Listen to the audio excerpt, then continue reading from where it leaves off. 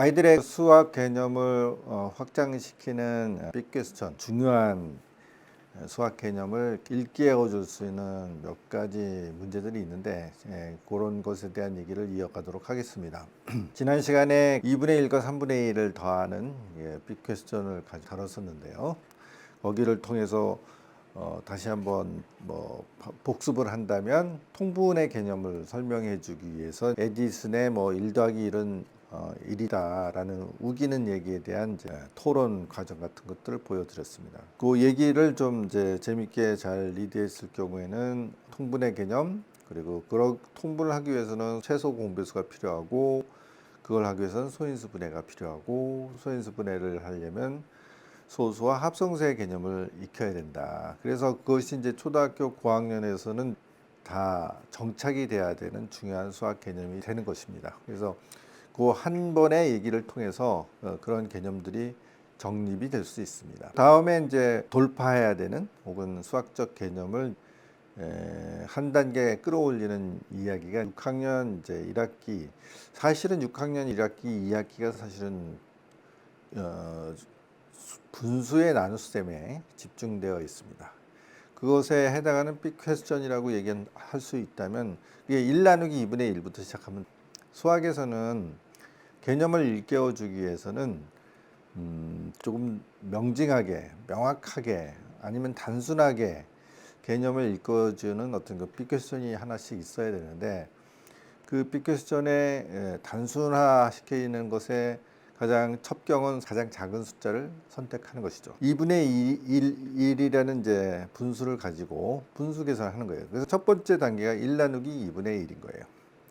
자, 하나의 피자 덩어리를 2분의 1로 나눈다. 이게 보통은 나눈다는 것은 말하자면 피자가 있으면 나눠 먹는 사람이 있어서 한 사람 몫이 얼마냐 이런 개념이기 때문에 보통 나누는 수는 자연수가 되는 것이 자연스럽거든요. 1을 2분의 1로 나눠? 피자가 한 판인데 반 사람이 먹어? 그 말이 좀 이상하죠. 그래서 분수의 나눗셈의 개념은 나눗셈이라는 것이 곱셈을 뒤집기를 하는 것이다, 이렇게 생각하시면 됩니다. 자, 뒤집기는요, 수학에서 굉장히 또 중요한 개념 확장의 방향성입니다. 말하자면 이제 수학이라는 것을 가장 단순하게는 더하기부터 시작하지만, 더하기를 뒤집으면 빼기가 되는 거거든요. 뭘 뒤집느냐? 2 더하기 3은 5가 돼요. 이 손가락으로 계산하는 것부터 시작하는 거죠. 2개와 3개를 합쳤더니 5개가 되네.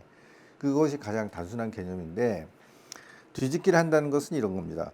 2하고 뭐를 더했더니 5가 되더라. 말하자면 답을 알려주고 거꾸로 그것에 전제가 될 수 있는 조건이 뭔가를 거꾸로 생각해 보는 걸 유도하는 것이죠. 그게 이제 결과적으로 5 빼기 2는 3이에요 하는 뺄셈이 되는 것이죠.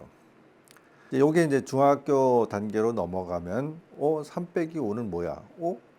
3에서 어떻게 5를 빼? 이제 그런 이제 말하자면 모순적인 상황, 아니면 이 숫자를 막 적용하다 보니까 이 답이 잘 납득이 안 되네? 아니면 답을 뭔지 잘 모르겠네? 이런 느낌으로 다가서는 시점들이 생기는 것이죠. 그걸 해결하기 위해서 개발된 것이 음수이다. 따라서 수학의 개념이 확장되기 위해서는 뒤집기를 해야 된다. 또 한 가지 방향은 이제 반복하기죠. 이 일을 2번, 3번, 4번 반복해서 더했더니 그게 곱셈이 되는 거 아니겠습니까? 마찬가지로 곱셈을 뒤집으면 나누기가 된다. 자, 그런데 초등학교 저학년 단계에서는 다뤄야 되는 숫자들이 자연수들로 한정되어 있기 때문에 결국은 이제 공부하다 보면 십진법 체계를 이용해서 보다 큰 수를 쉽게 다루는 것들을 배우는 내용들로 채워져 있는 것이고, 초등학교 이제 고학년이 되면 그런 이제 자연수들이 아니라 뒤집어서 이제 음수가 되는 것은 이제 중학교 때 배우는 것이고요. 숫자를 뒤집어서 분수들을 만들어내고, 분수는 결국 나눗셈에서 나오는 것이라고 할 수 있고요. 그런 새롭게 만들어진 분수를 가지고 자유자재로 더하고 빼고 곱하고 나누는 것을 배우는 과정이 초등학교 고학년 과정이라고 할 수 있고요. 그래서 지난 시간에 말씀드렸던 이제 분수의 덧셈을 위해서 필요한 개념들은 통분, 최소 공배수 만들기, 소인수분해, 기법들을 잘 정착시키기 위해서 소수와 합성수의 구분 같은 걸 배웠다면 그 다음 단계, 그러니까 6학년 1학기와 2학기 거의 1년에 걸쳐서 분수의 나눗셈을 배우는 것인데 그 첫 관문이 되는 문제가 1 나누기 2분의 1이다. 근데 나누는 것은 초등학교 저학년 과정에서는 사람들한테 나눠줘야 되니까 아이들한테 뭐 한 사람의 몫이 얼마가 될까 나누는 것이다 보니까 나누는 숫자는 되게 자연수가 되는 게 자연스러운데 자연수가 아닌 숫자로 나누게 되면 이 개념이 뒤집어지면서 선뜻 이해가 안 되는 혼란이 일어날 수 있다는 것이죠. 그래서 애들이 물어보면 되게 2분의 1로 이제 잘못 생각하는 경우가 생깁니다. 그건 빼기지. 1에서 2분의 1을 남은 것은 2분의 1이 되지. 근데 나누라는 것은 거꾸로 뒤집어서 생각해야 된다고 이렇게 유도를 해야 됩니다. 자, 피자가 한 판 있는데 반판씩 나눠 먹으면 거꾸로 몇 사람이 먹게 되었을까? 그렇게 물어보는 거죠.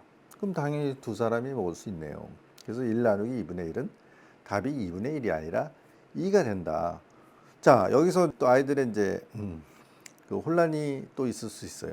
아니 뭘 나눴는데 여태까지는 계속 숫자가 작아졌잖아요. 근데 1을 나눴더니 오히려 커져요?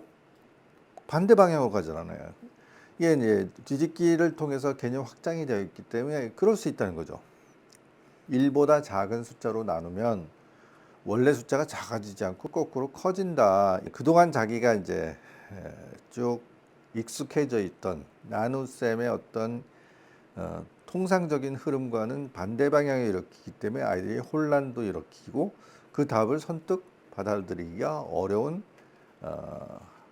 느낌을 갖게 됩니다. 이제 그것이 또 하나의 벽이 될 수 있다. 그런 것들을 뭐 피자를 가지고 설명한다든지 뭐 떡을 가지고 설명한다든지 그런 걸 통해서 명확하게 1 나누기 2분의 1은 2가 되는 거야. 두 사람이 먹을 수 있게 되는 거야. 그러면 1 나누기 3분의 1은 3이 되겠네. 이제 그런 것부터 시작하는 것이죠. 그래서 이제 6학년 과정에서는 결국 대분수로 된 숫자를 대분수로 된 숫자로 나누는 그런 정도까지 이제 개념을 쭉 확장시키면 되는데 그런 것을 예를 들어서 아니면 그림을 그려서 아니면 뭐 그야말로 피자를 쪼개 먹으면서 개념을 심어주는 소위 빌드업 과정이 필요하다. 그럼 1 나누기 2분의 1이 2가 된다는 것들이 명확하게 아이들한테 전달이 된 상태에서 1 나누기 3분의 1을 해보세요. 1 나누기 4분의 1을 해보세요. 그 다음에는 2 나누기 2분의 1을 해보세요. 3 나누기 2분의 1을 해보세요. 그 다음에 뭐 1과 3분의 1을 3분의 1로 나눠보세요. 뭐 등등. 그 다음에 이제 궁극적으로는 이제 분모 분자에 상관없이 다양한 것이 복잡하거나 아니면 더 큰 수를 가지고 나눗셈을 하더라도 똑같은 원리를 적용시켜서 답을 정확하게 찾아 나갈 수 있다는 것들을 느끼게 해주면 아이들이 이제 6학년 과정에서의 단계를 극복하게 됩니다. 이제 실생활에 적용해서 아이들이 따져볼 수 있는 그런 시각, 그런 사고적 훈련 같은 것들이 굉장히 중요한 것이고 그런 것이 이제 정착되는데 이제 통상적인 아이들은 적어도 초등학교 6학년까지는 지적인 성장이 진행이 되어야만 그걸 받아들일 수 있다는 것입니다.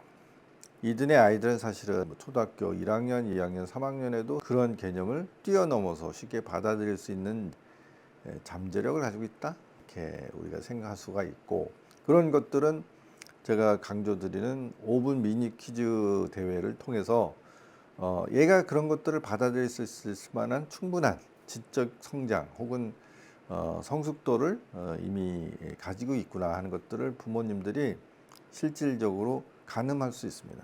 초등학교 6학년 과정에서 배우게 된 분수의 나눗셈 개념을 어떻게 설명할 것이냐 그것을 통해서 아이들이 어떻게 숫자에 대한 개념을 확장할 것이냐에 대해서 말씀드렸습니다.